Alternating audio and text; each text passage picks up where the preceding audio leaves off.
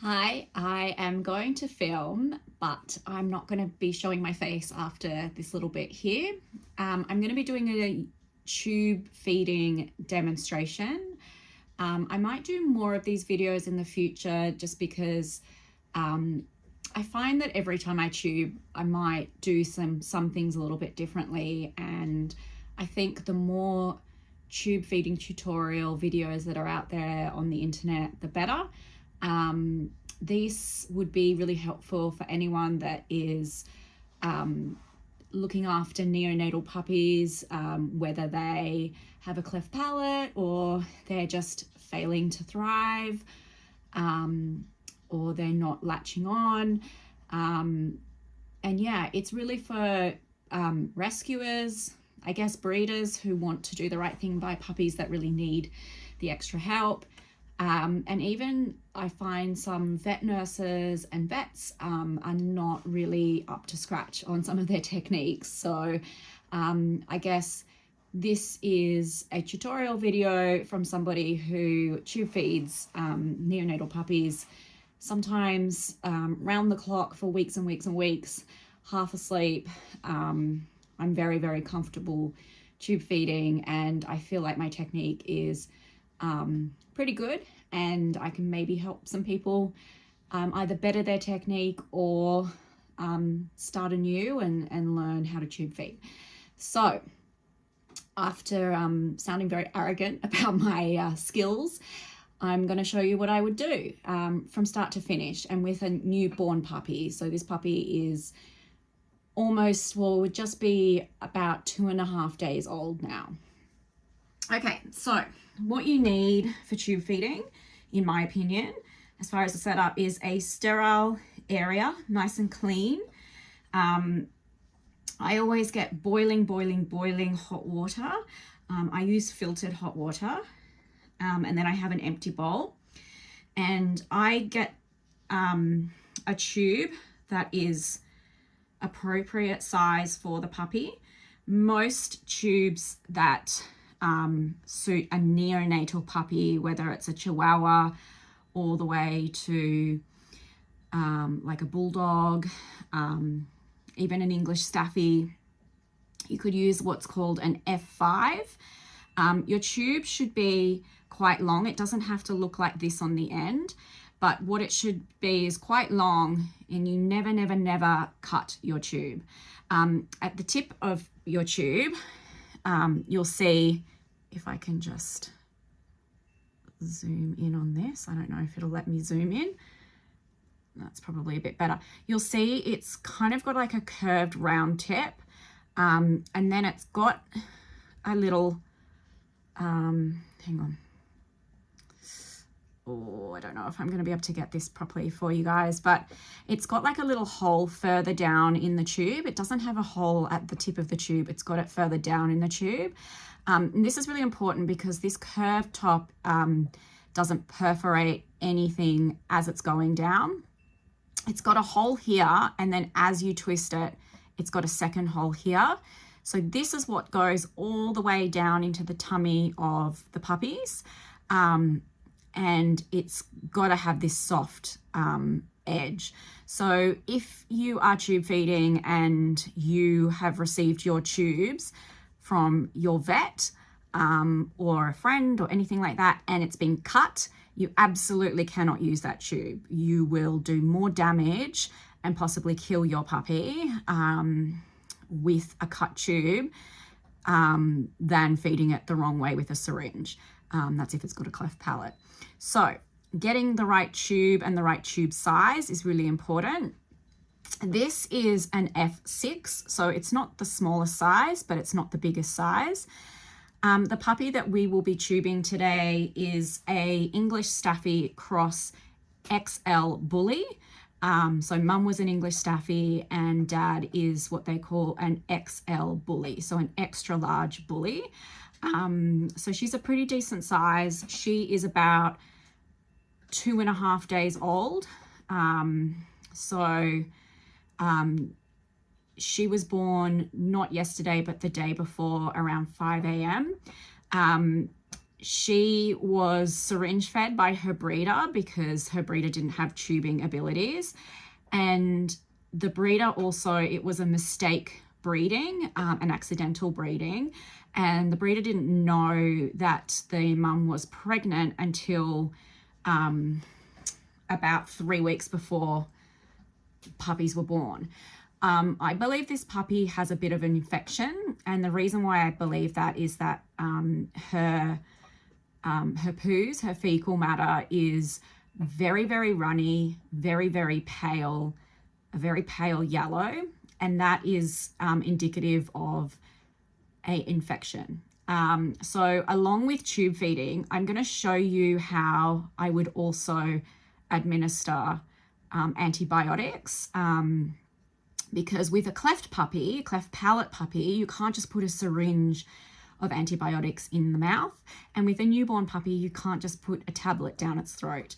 So you have to use liquid antibiotics, and I'm going to show you my techniques because I've been doing this for a long time, and one of the biggest things is that it's a small amount of antibiotics you're feeding a neonate when they're on antibiotics. And if you were to put it into a syringe like this size of antibiotics, and then you were to syringe it down into the tube, a lot of that antibiotics will get stuck in this tube and it won't actually get into the puppy. So how to get the maximum amount of antibiotics for the dosage that you're giving the puppy and milk is what I'm going to be showing you. Another thing I just mentioned, just because I see a lot of videos on the internet and it sort of concerns me, but you'll notice that I have chipped nail polish, but I have really sterilized hands. This is just because I don't have time to go to the nail salon and get it removed professionally, and it's not the kind of nail polish that can be removed at home by me. So I've got chipped nail polish, but it's not flaking off. Like I can't get this off. And it's really important that when you are tube feeding a puppy, you can wear gloves. I find I need to feel what I'm doing, so I don't wear gloves, but it's really important to sterilize your hands and wash your hands thoroughly, so everything you're touching isn't going to compromise the health of the puppy. This puppy does have an infection, and so that is also really important for this puppy. So as I mentioned, we've got our hot water, our boiling hot water here, and an empty bowl here. So what I do is I will get everything ready before I get puppy. So I feed the tube down into the hot water. Now this tube has already been sterilized since the last wash, since the last tube feeding, and this is our syringe. So I'm choosing to use a syringe that's 20 mils. Everything's going to be backwards because of the way I'm filming with my phone today. But that says 20. It probably looks like it's back to front. And we'll be feeding about 12 mils of milk, maybe 13 mils with the antibiotics in there. And this is a type of tube and syringe that I really like. I'll look it up and I might put it up on the screen what they're called, but this locks into the tube by twisting the tube locks into the syringe by twisting it. So it's really secure when you're tube feeding. It's absolutely my preference and the gold star sort of standard of tube feeding supplies. And then next we've got a new syringe because I'm starting this puppy today on antibiotics. So they come in these little packets. You can reuse these syringes as long as you sterilize them after use. So I have a little bin out the front here, which is where I'm putting stuff. Now, in Australia, we have what's called Clavulox drops. So this is Clavulox drops. And so if you have a neonatal puppy and you're in Australia, this is what you'll be looking for antibiotics when you speak to your vet. Please, please do not accept tablets as far as antibiotics go. They can definitely give your puppy an injectable, and it'll probably be Clavulox, that they do at the vet if your puppy has a bacterial infection or a respiratory infection or something going on. This is one of the safest antibiotics for a neonate puppy. When it comes to neonatal puppies with birth defects like what I raise and what I'm going to show you, You do get a lot of people sort of talking about, well, you shouldn't be giving antibiotics to such a young puppy because it can later disturb their gut health and their immune system and all that kind of stuff. But I'm not in the business of worrying far in advance what might happen or could happen. What I'm in the business of doing is saving lives. And right now, an infection in a neonatal puppy that's 2.5 days old could kill her. So right now, antibiotics is absolutely a necessity, and I would rather risk a bit of an upset tummy and a bit of like problems in the future as long as she's alive to have those problems. So this is, I don't want to say mild, but this isn't going to do the damage that really strong antibiotics for older dogs might do on gut health and things like that. So anyway, this has got to be stored in the fridge and cold. So I'm going to shake it up and get the dosage that I need. This dosage is a little bit more than what most vets would probably suggest, but that is because this was mixed up with a little bit extra water than what should normally be mixed up with. It's a bit complicated, but you're just gonna have to trust me on that. So I've got just under 0.4 of 1 mil. And then what I will do now is I'll get my Leerberg, which I've just shown the video footage. I'll either put it at the front of this video or at the end of this video on how to make Leerberg. And that's the formula, the homemade formula I make when I'm feeding all neonatal puppies. So what I'll do is I'm just going to fill up maybe 5 mils or so. And what I do is I get the syringe and I push it down really hard. Like it's down as tight as it can go down. And the reason why I do that is I just don't want to bring up too many air bubbles. And even though it's not a necessity at this step to have too many air bubbles, because you'll see what I'm about to do, which it'll make it sort of redundant, I just do this as a practice each and every time. So I'm just cleaning this down just so I can see it of milk. And so it doesn't really matter how much I filled up in there as long as it's less than what I'm going to be feeding puppy. So now what I'll do is I'll put my finger, which is sterilized, on top of this. And actually I'll pull it down, put my finger on top, and I'll turn it upside down. And I'll take this out and put it down where it's clean. And now I'll take the antibiotics and I will squirt it into the milk like so. Put that down where it's clean. I'll put the base of the syringe back in. I'll turn it upside down and now I'll give it a shake. So it's mixing the antibiotics in and the milk in that. And then I'll take my finger off and I'll get another one of these, which is sterile again. Actually, that's a lie. I'll do this. So I've got the tube like this before I put it back in the milk like I just did. Now I will try and bring it as close to the top without spraying any out. So we'll go all the way up to the top. And what we want to do is try and get it airtight so there's no air bubbles. So we don't want it to quite come out the top of the syringe, but if you have a look here, it's nice and full and it's level with the syringe. And now we put it back in and we want to bring it up to the exact amount that we want in the syringe. So I'm doing 13 mils. And there is absolutely no air bubbles in the syringe now, which means that we're not feeding any air down into the tummy. Now we're going to lock the syringe and the tube together like so. And we're going to rest the syringe and the tube still in the hot water. So it's keeping the tube, because it's a soft plastic, it's keeping the tube in the hot water like that. Not only sterile, but it's also keeping it soft, I guess, because it's hot water. It won't make the tube hot. It'll just keep it sort of pliable. So now I'm going to go grab Puppy. So this is Puppy Girl. Now she's been in the incubator. And I don't know if you can see, but there's a bit of her diarrhea poo on screen that has just leaked out. And so I'm going to clean her down. I always clean puppies down first.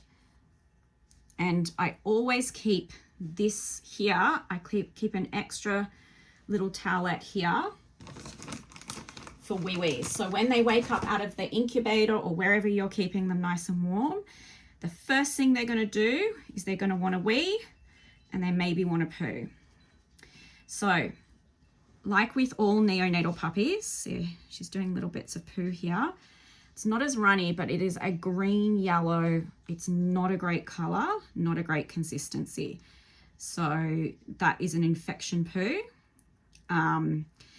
But as I was saying, all puppies need to be stimulated up until about, I still stimulate them for wees and poos until they're about 2 weeks, 2.5, until you see that they can poo and wee on their own. You've got to play role of mummy, and you can get a water wipe, which is what I've done, which is not too wet, it's not too cold, it's just basic water, and you can just gently dab. It's really important not to like scrub and rub really hard and sort of rub their bodies too much, because you don't want them to get red raw and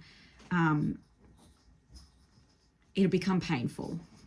So as I'm doing this, she might continue to defecate or wee while I'm tubing her.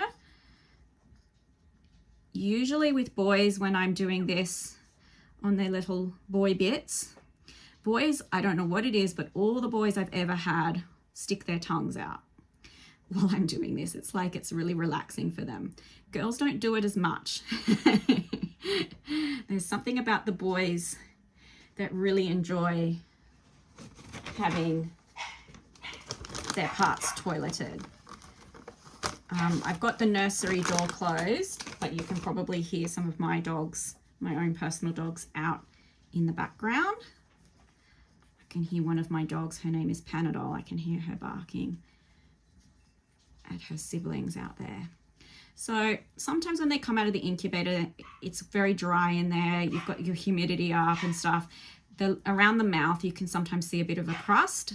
So I like to just get a water wipe and sort of clean away the crust of the saliva.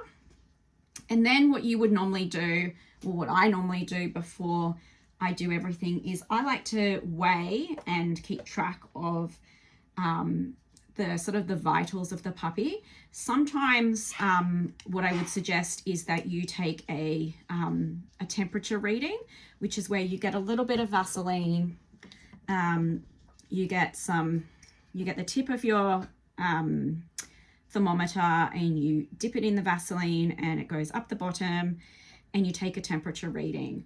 All puppies, so I'm going to be talking in Celsius, in degrees Celsius, because we're in Australia. All puppies before they're fed should be at a minimum temperature of 35 degrees and a maximum temperature of 39 degrees. If your puppy is below 35 or over 39, it's really advisable that you get them to a temperature that's between that before you start feeding them. Because if you put food into a puppy's tummy and they're cold, their organs and stuff can start shutting down and it can kill them. So it's really important that puppy is at least 35 degrees, their personal body temperature, and maximum 39. Any higher than 39, and that's a temperature. Even 39 is sort of borderline a temperature. I'm not going to do that to her because I have been taking her temperature, and because she's been in a controlled environment in the incubator, I know that her body temp is really good. And her bottom is quite sore, being that she has an infection going on and diarrhea. So I don't want to exacerbate that at this time. So I am going to weigh her. So I've got a scales here, and I have like this little container with a little face cloth inside, so it's nice for her. And so I weigh her and she should be around 240. Yep, she's 240 on the dot, and that's after toileting. And then I'll weigh her again after she's been fed. So now let's talk about how do we know how much tube goes into the puppy. And what you want to do is you want to take the puppy and the tube. Now I'm going to put it back into the sterilized water in a minute. And it's fine because this area is all sterilized. But what you want to do is you want to get the end of your tube before you do all of this. And you want to take the tip of the tube here, and you want to find down the side of the puppy where the ribs come and where the ribs end, right? So the rib cage ends on this puppy at about here, where my fingers are. So then what you want to do is you want to take the tip of the tube and put it there, and then you want to feed the tube along the head, along the neck, down to the snout, to here, to where it would go into the mouth. So from the end of the ribs, you sort of make it so it goes along the body of the puppy, around the head, not around, sorry, up around the side of the head. So it's the length of the puppy, and you want to pinch it here. And depending on your tube, you might have markers already on your tube. So this one has centimeters, and it's saying 15 centimeters, 15.5 centimeters. So I've been feeding this puppy I've been guesstimating it just because it's what I do. And I've actually been guesstimating it down to 17 centimeters. So that's 1.5 centimeters more, and that's totally fine. So as long as that goes down all the way down to 17, that's how you know that the soft base of this tube is down in the stomach. And when the milk goes in, it feeds directly into the tummy. So I'm going to put it back in here, and I'm going to show you how I set up the puppy. So if you don't have those markers on your tube, you can get a permanent marker and you mark it on the tube so you know where to feed it down. And as the puppy grows, you will need to keep measuring from the base of the ribs here all the way along up the head and down here. So you might need to adjust how far the tube goes in as the puppy grows. Now, when it comes to knowing how much to feed your puppy, I am not going to explain that here, but what I might do is I might do that in my Leerberg recipe formula, what's advisable. But it can be really confusing, particularly if you're in Australia or England or anywhere that uses grams and mils as far as weighing grams and how many mils to feed, because a lot of it is in ounces, and we just don't use that sort of metric system in Australia. So it's really hard to know if you're using Divetalact or Wombaroo, like a powdered formula that's made for puppies, which is totally fine to use. I prefer to use the Leerberg because it is closer to emulating the milk of a mammal, of a dog, and being goat's milk, goat's yogurt, egg yolk, and some glucose, it's a lot more fattening, and it gives them better calories, I guess. So for me, weighing the puppy when they first come in, like I said, I've been doing this a really long time. What you've got to make sure is when you do all your reading and your measurements and stuff like that, that you're not feeding too little and you're not feeding too much. Over time, how do you know when to add more milk as they grow? The rule of thumb for me is you start with your baseline and you figure out what works, where there's no regurgitation and puppy seems happy. You're feeding every 2 hours, and then as they get older, you start feeding every 3 hours. But essentially, as the puppy grows, the stomach will also grow, but the stomach needs a little bit of help because puppies are not just nursing off mum and drinking until they're full. They're relying on us to decide how much milk goes into them. So you start at your baseline, and then after about 3 or 4 days of a neonate, you can inch up by like a mil, like 1 mil or half a mil, and you just get more and more and more into your syringe, but over a couple of days. So you just do it little by little. And what you're doing as they grow is you're stretching out their stomach, and it's telling the stomach, oh, I can fit just a tiny bit more. And you don't do it with every feed. So you might just add a little bit extra on one day. You might add an extra meal one day, and then 2 days later you might add another meal. So you keep going up like that, and you just monitor, and you go very, very slowly. Slowly and cautiously is always the best way for these babies. So we have measured the tube. I've weighed her, and if you're at home and you don't have an incubator, then you really should temperature check your neonate. You've filled up your syringe, you've got your antibiotics. Now, if you are doing antibiotics, it would probably be twice a day, morning and night. So this is her first dose of antibiotics. So she'll have another dose in 12 hours. And you will need to talk to your vet to get antibiotics. It's not something that you can just buy over the shelf or demand from your vet. You will need to, you know, have a vet say, yes, this puppy has an infection. We get so many puppies that have infections or haven't had the correct start to life that they do need antibiotics. So I usually have antibiotics on hand like I do today. Anyway, so now the next thing is to get them ready for the actual tube feeding. So what I do, and it doesn't matter how tiny the puppies are. So this little girl is, as I mentioned, her mama was English Staffy, a black English Staffy, and her dad is an XL Bully, who is sort of like a honeycomb color, like a beautiful, rich, sort of orangey honeycomb color.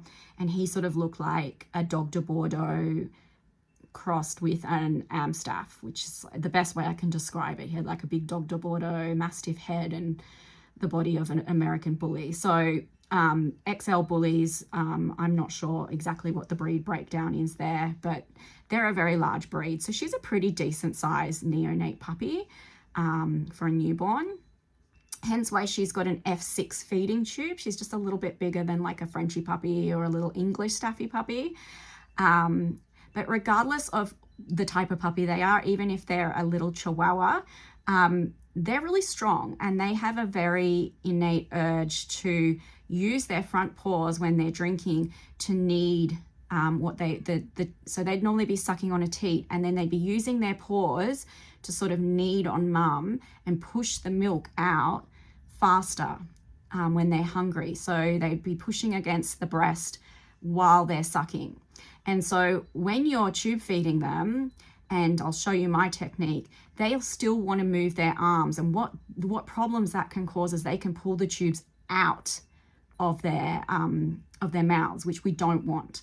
So I'm going to show you what I do, and I do this for all puppies, regardless of breed and regardless of size. You get an appropriate, like a face washer, or if they're a really big puppy, you might get like a hand towel, and you want to do what I call, what do I call it? I call it the straight jacket technique. So what I do is I hold it on the back here and I wrap around. It's sort of like what you would do when you swaddle a human baby. So I tuck their little arms in, sometimes further down, and I'm quite tight under the neck. So I'm not strangling the puppy, but it's very tight. And now if they want to move their little arms around, they can, but it's without causing any problems. Now she's just got a little bit of saliva coming up through her cleft, up her little nose. So she knows that this is feeding time.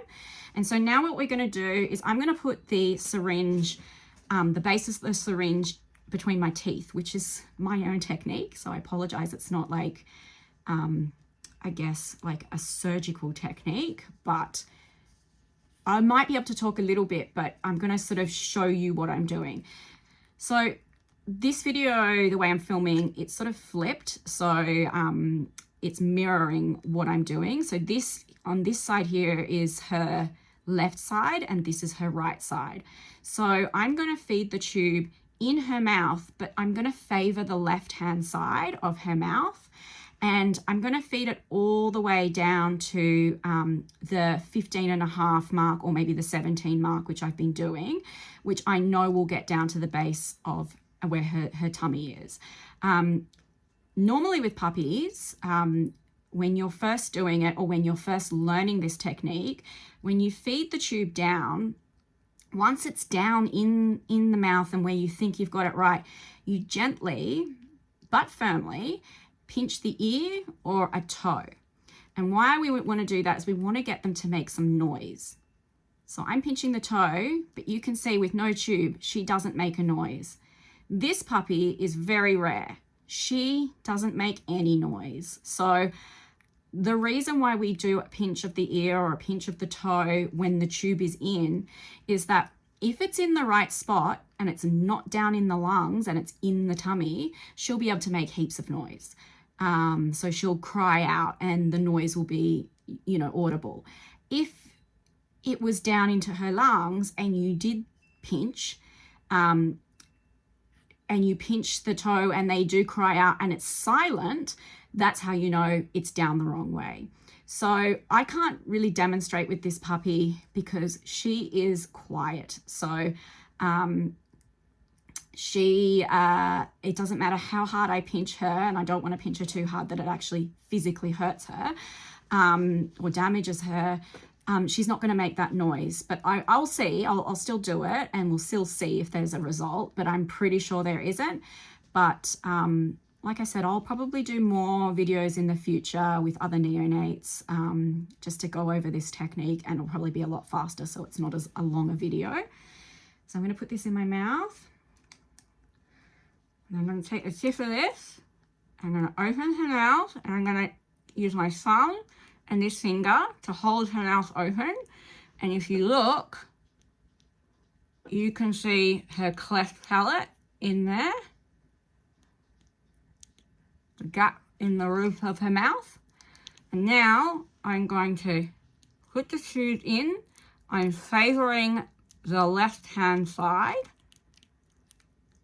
And it's okay if she's sort of swallowing it. Where are we? We're down to 14 centimeters, 15, 16, 17. Great. Now, I'm going to put a finger here. I'm going to switch hands. So I'm holding very tight. I'm still holding the face cloth. I'm sort of holding at the base of the neck. It's very firm. Her legs are dangling.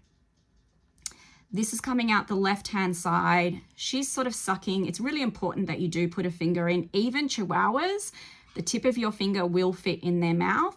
And it's really great to encourage sucking, because even though they're not sucking anything out of the tube, what it does is it just keeps what you're putting into their tummy down. So it's like that motion of sucking is still helping the milk to settle in the stomach rather than it comes straight back up. So now I'm going to see if pinching her toes or her ears makes her cry out.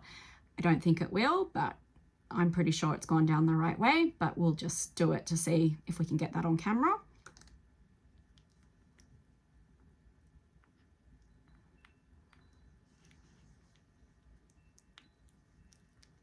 No. So I've pinched her toe and her ear and nothing's come out because she's a very quiet puppy. Now, while I've been doing this, the tube has come out a little bit. So it's a good time to go very slowly and to correct the tube and make sure it's back into the spot it needs to be. So back at the marker.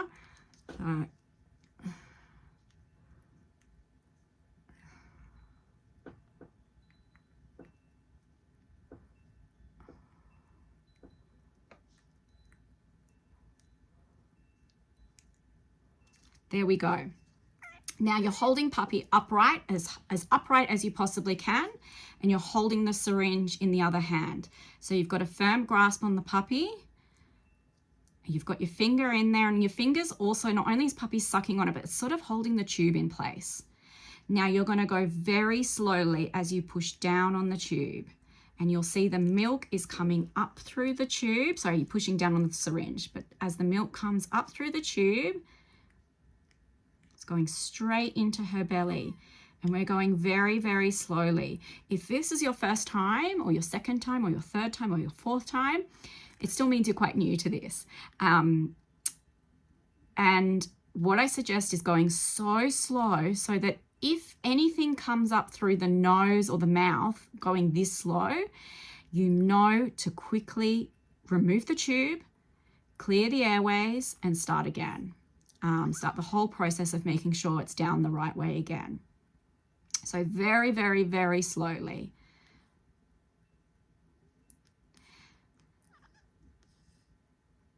And she's sucking, so her belly's filling up. She's not tasting anything, but she can feel her belly filling up slowly.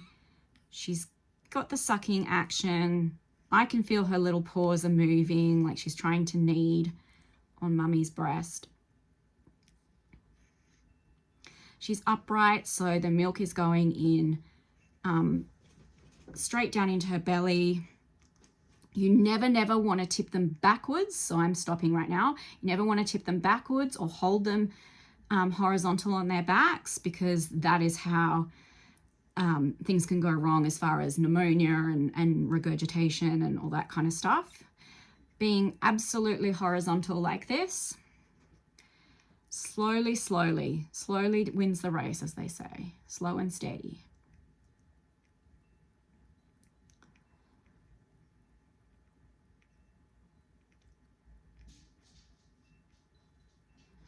All right.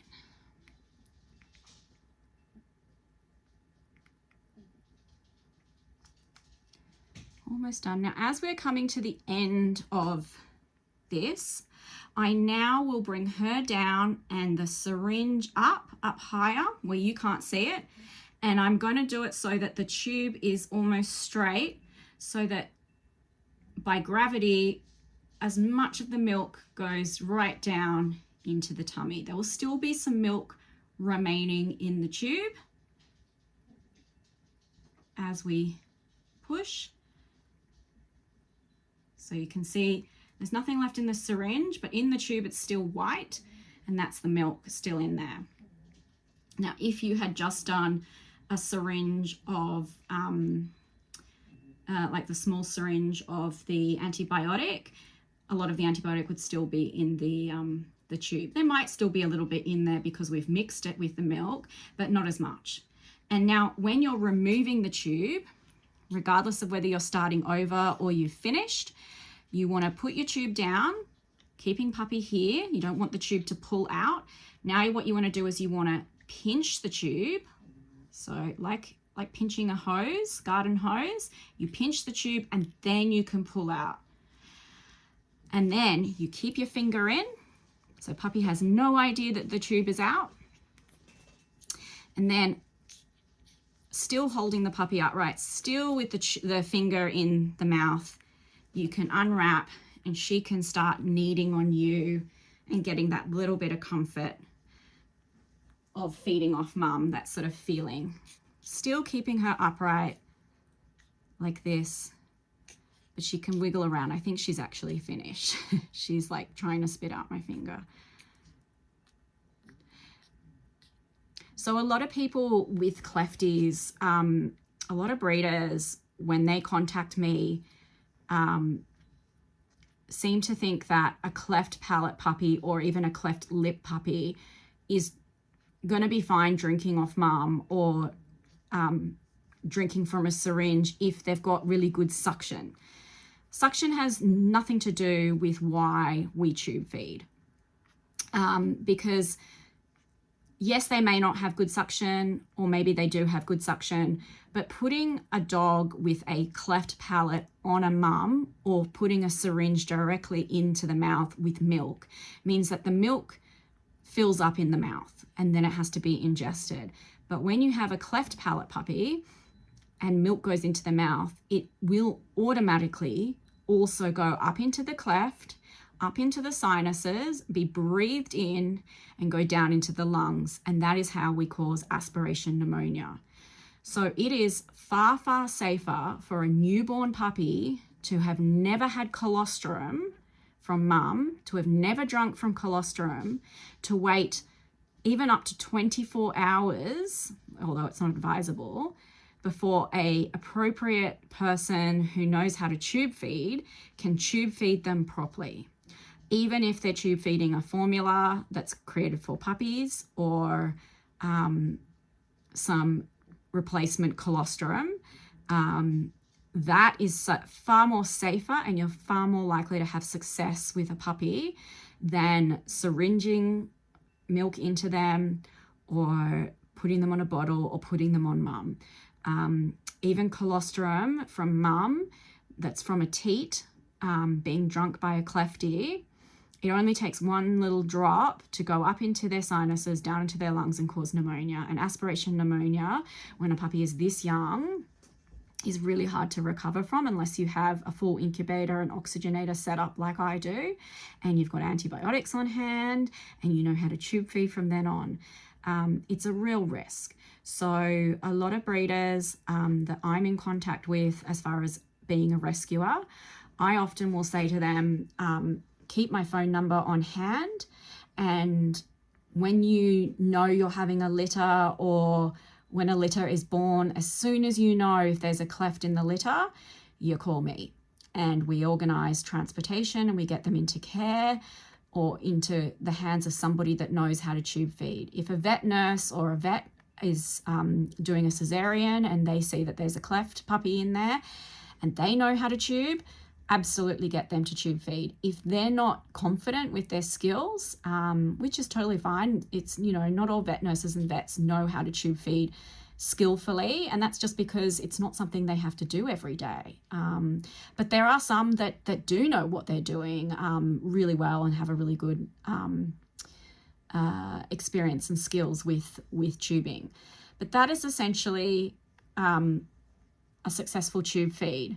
So normally you would keep them upright, and it's okay to have them sort of on their back now that they're not feeding.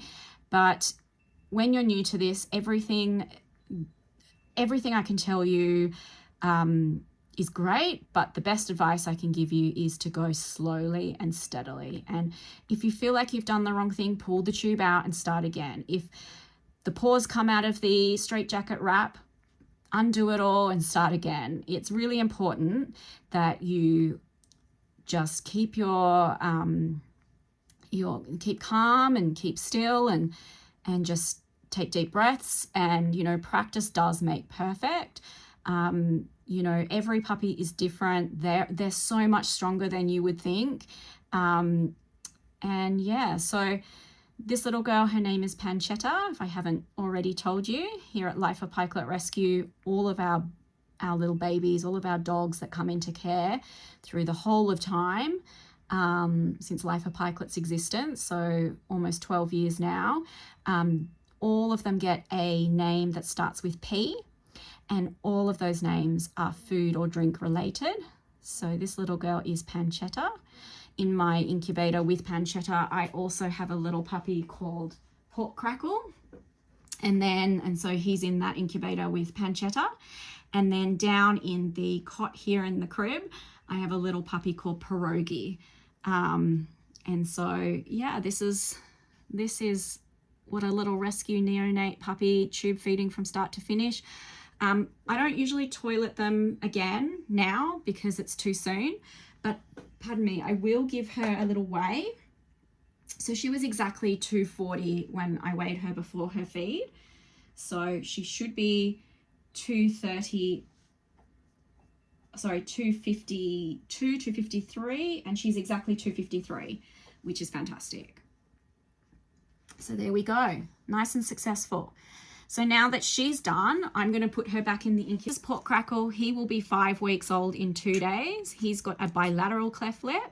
He was tube fed once he came to me, but previous to that, he was syringe fed, and he was syringe fed human baby formula, and that's just what the breeder was told to do by the vet. The vet did suggest euthanasia, and if not euthanasia, then human baby formula was the best thing. Not great advice, because of that, he's had infections and he's got a low immune system, which we're still fighting to get on top of, but he no longer needs to be tube fed. he now is eating solids, which is great because he's a big boy, even though he looks like a little boy. And you can see he's got little teeth coming through on his little cleft part here, which will be redundant for him. He won't use those teeth. But yeah, this is who's in the incubator with this big boy is Pierogi. And Pierogi is 8 weeks old in a few days. And he's a micro bully. He's very, very healthy. He doesn't have a birth defect. He came to us because he had a hip injury that his mama dog, she attacked him a few hours after he was born. And so he was surrendered into rescue because the breeder thought he potentially had a broken leg, which I also agreed with at the time. But later we discovered it was more in the hip joint, and he has since seen a specialist vet and had the all clear, and he'll be adoptable very soon. So he was tube fed originally, but he moved very quickly onto bottle feeding, and now he's obviously on solids. And that's because he doesn't have an issue with clefts, or like cleft palate or cleft lip or anything like that. He didn't need to be tube fed for very long. It was just while he was a real baby. All right. Now I won't bore you with the pack up and sort of cleaning that I do, but essentially I take this water, which is now very lukewarm. It's no longer boiling hot, but that's okay. And I sort of sterilize everything. I often do this at the end of tube feeding and then at the start before I even get into it all. So I sort of double sterilize the best I can. So what I'll do is I'll take the antibiotic syringe and I'll use that first, because dipping it into the water that's sterilized with antibiotics, I don't mind if when I do this for this, it gets a bit of antibiotic on it, because it's not the end of the world. That's actually a good thing. So I run the hot water or the sterilized water through the syringe, and then I do the same with the tube feeding syringe. So I run it until it's clear, which is pretty much now. And then we reattach the tube and we do the same thing, and I just let it go out into the dirty water bowl. And then I might also put the tip of it in and just draw up a little bit of water, just so we sort of flush it out every which way, like so. And then what I do, this is all stuff that goes off to my kitchen. So the antibiotics and the milk. Then what I do is I get a proper hospital grade antibacterial wipe. So this is not the stuff that you buy at the supermarket. This is a brand here in Australia that human hospitals use, and they are proper antibacterial wipes. So they can be sourced online, so it's not like you have to go and ask your hospital to give you some, but you can source them online. And so I get these and I give this a good clean, and I unscrew this and I set it back onto the towel where I know it's clean. So I won't do the whole shebang, but I'll just do a bit of it. And because I've been holding this and touching it with my hands, I'm getting a bit of the sterilization onto my fingertips. So now I will wrap. This is just how I keep my tubes so that they don't become brittle. And then the syringe as well. And then I take where they've gone to the toilet and everything, or I've used all that, and I put that in the rubbish. And that is essentially my tube feeding from start to finish with antibiotics. So yeah, I hope that was helpful. I will do more of these videos with different neonates over the next year or so, and I will try and condense the videos down a lot shorter so they're faster. But I might just quickly talk you through some things that I think you need aside from having scales. Obviously little bowls with hot water. baby bottles, which are great once you have your formula in, to just place into a bottle warmer, as I show in the Leerberg video. Something to put rubbish in and that you can then turf into the bin as well. Obviously you need syringes, tubes of different kinds and sizes. I also suggest these makeup pads that you can just get from the supermarket. They're just good for toileting. If you don't have water wipes, you can have a cold bowl of water, or lukewarm water, that you can dip into and stimulate the puppy with one of these. Just put that in the bin. I definitely say that it's mandatory to have a thermometer that you can take the temperature of your puppy, and you'll also need some Vaseline or some lubricant. And then another great thing to have, aside from the obvious of towels and like things that, you know, is nice and soft and padding when you're tubing, is to have a snot sucker of some sort that you can get from Amazon or a chemist. This one's great. This one is rechargeable, and it has three, like a soft, a moderate, and a strong suction. And you can take these bits off and sterilize them and clean them out. I use this a lot with, particularly with cleft palate puppies or cleft lip puppies. And then, yeah, of course, any sort of brand of just water wipes. So no fragrance, just plain water wipes. They can have vitamin E or aloe vera on it, that's fine. But those are the main things. Another little extra add-on you can get is some pseudo cream, or some like antiseptic thing, because if little bottoms do have diarrhea, neonates, you know, when they've been changed from drinking from mum to a formula, sometimes it can upset the tummy originally. So I do suggest having these on hand.